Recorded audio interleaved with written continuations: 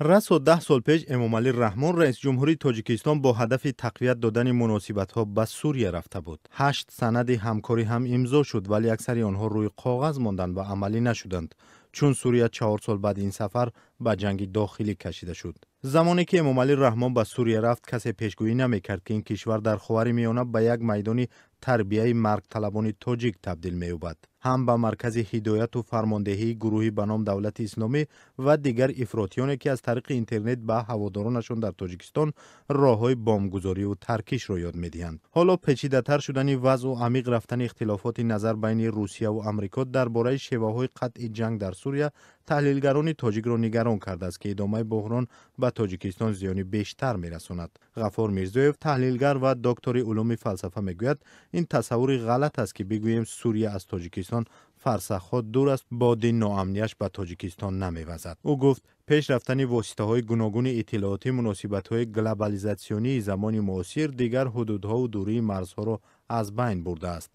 اوضاع شرق نزدیک اول به منطقه به افغانستان و پاکستان به تاثیر نمی‌ماند و این تأثیرات در آینده به تاجیکستان هم می‌رسد. به اندیشه غفار میرزایف آنچه که در سوریه اتفاق می‌افتد می‌تواند برای گروه‌های افراط زده در منطقه و از جمله در تاجیکستان سرمشق عمل و نمونه باشد و تهدید و خطرهای دهشت افکنی و خشونت‌آمیز در آینده می‌تواند به تاجیکستان هم آسیب برساند. تاجیکستان با سوریه در زمان شوروی تبادل دانشجو می‌کرد و قسمی از فیلم معروف 1001 شب را آنجا به نوار گرفته است. اما حالا بین دو کشور هیچ تبادل مال و یا همکاری‌های اقتصادی وجود ندارد که از کنده یا کم شدن آنها تاجیکستان زیان دیده باشد.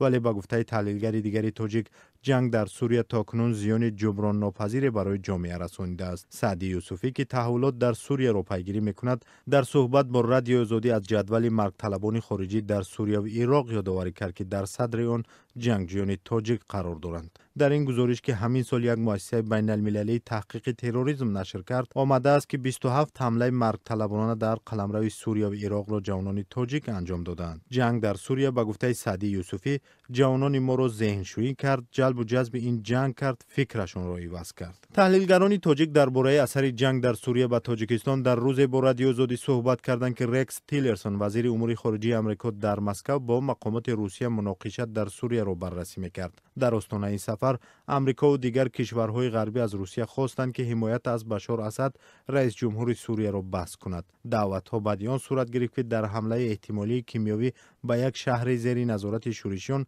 10 نفر کشته شد. در جنگ داخلی سوریه که بعد قیام‌های مردمی و سرکوب آنها از طرف حکومت شروع شد تاکنون بیشتر از 300,000 نفر کشته شدند. در این جنگ روسیه و ایران به حکومت رئیس جمهور بشار اسد کمک می‌کند و آمریکا و ترکیه و دیگر کشورهای غربی با گروه‌های آشوبگری که به ضد حکومت می‌جنگند.